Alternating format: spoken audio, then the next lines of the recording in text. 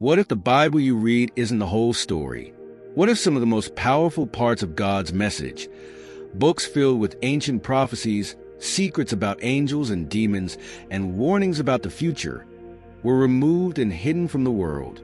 That's exactly what happened with the Ethiopian Bible, a version that includes 88 books, not just the 66 found in most Bibles today.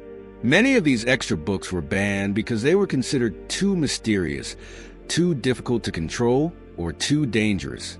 But Ethiopia kept them, and today, these hidden texts might hold the key to understanding parts of the Bible most people have never seen. Ethiopia has a very special place in the history of Christianity. It's one of the oldest Christian countries in the world, adopting the faith long before many Western nations. In fact, the Kingdom of Aksum in Ethiopia officially became a Christian country in the 4th century, meaning they accepted Christianity as their national religion more than 1,600 years ago. What makes Ethiopia even more unique is that it wasn't influenced or controlled by Europe like many other countries. Instead, it kept its own Christian traditions and ancient texts that no other church preserved. Ethiopia also has a story that connects directly to the Bible. According to Ethiopian tradition, the Queen of Sheba, a powerful queen mentioned in the Bible, traveled from Ethiopia to Jerusalem to meet King Solomon, one of the greatest kings of Israel. The Bible briefly mentions their meeting, but Ethiopian stories tell us much more. They say that Solomon and Sheba had a child together, a son named Menelik. When Menelik grew older, he visited Solomon in Jerusalem, and on his way back to Ethiopia, he brought with him something incredibly important: the Ark of the Covenant. The Ark of the Covenant is a sacred chest that held the 10 Commandments, the laws given to Moses by God. According to Ethiopian belief, the Ark has been hidden in Ethiopia ever since. It is said to be kept in the Church of St. Mary of Zion in the city of Aksum, guarded by monks who dedicate their entire lives to protecting it. No one else is allowed to see it, which only adds to the mystery, whether or not the Ark is really there. This story shows how deeply Ethiopia is connected to the Bible. Ethiopia's Bible is also very different from the one most Christians know today. While most Bibles contain 66 books, the Ethiopian Bible has 88 books, including texts that were banned by early church leaders. Some of these banned books contain stories about fallen angels, giants, and the end of the world. One of the most fascinating of these banned books is the Book of Enoch. The Book of Enoch tells the story of a group of angels called the Watchers. These angels were sent by God to watch over humans, but instead, they fell in love with human women and came down to earth. They married these women and had children with them, children who became giants, known as the Nephilim. These giants were violent and caused chaos across the earth. The fallen angels also taught humans things they weren't supposed to know, like how to make weapons, practice magic, and read the stars.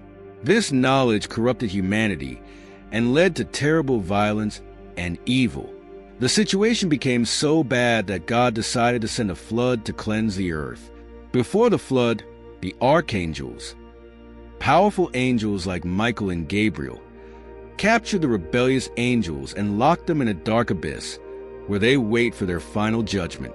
This dramatic story about angels, giants, and forbidden knowledge is one of the reasons why the Book of Enoch was banned. Early church leaders thought it was too dangerous and confusing for ordinary believers, so they left it out of the Bible. Another banned book is the Book of Jubilees, which offers a different version of biblical history. It talks about the importance of following God's laws and introduces a solar calendar, a calendar based on the sun, not the moon. According to the Book of Jubilees, angels taught important figures like Adam, Noah, and Abraham to follow God's commandments long before Moses received the law. But the early Christian church wanted to separate itself from Jewish traditions, so they didn't include the Book of Jubilees in the Bible. The reason many of these books were banned goes back to 325 AD, when the Council of Nicaea was held.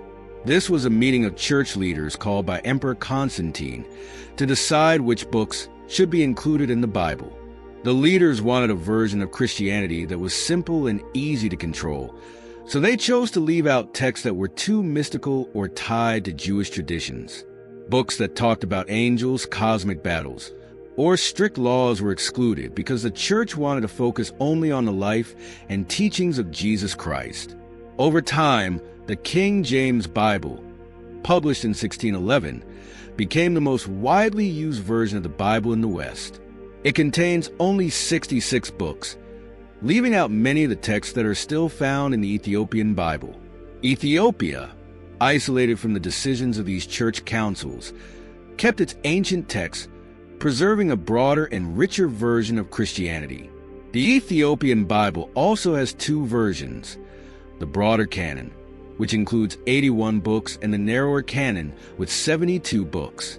The broader canon contains texts like the Book of Enoch, Jubilees, and the Books of the Maccabees. These books explore deep spiritual themes, such as the struggle between good and evil, the role of angels, and the meaning of God's law. Ethiopia's decision to keep these texts wasn't just about theology, it was also a way of resisting foreign control. During the colonial era, European powers tried to dominate Ethiopia, seeing its spiritual independence as a threat. Italy's attempts to invade Ethiopia in the 19th and 20th centuries weren't just military attacks. They were also efforts to suppress Ethiopia's unique religious identity. But Ethiopia resisted, preserving both its independence and its ancient Bible. Today, interest in the Ethiopian Bible is growing. Scholars are beginning to explore the hidden knowledge it contains, realizing that these banned books may offer important insights into both the past and the future.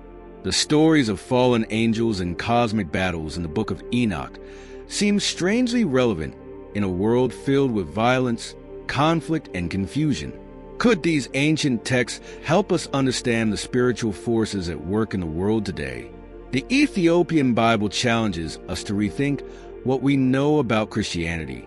It offers a broader view of God's plan, showing us a world where angels and demons influence human events, where God's laws remain eternal, and where the battle between good and evil is still unfolding. Perhaps the time has come to unlock the secrets of the Ethiopian Bible. These ancient texts may hold the answers to questions we've been asking for centuries. What if the truth has been hidden from us all along? Thank you for watching. If this video has opened your eyes to new possibilities, don't forget to like, subscribe, and share. And ask yourself, what other truths might still be waiting to be uncovered?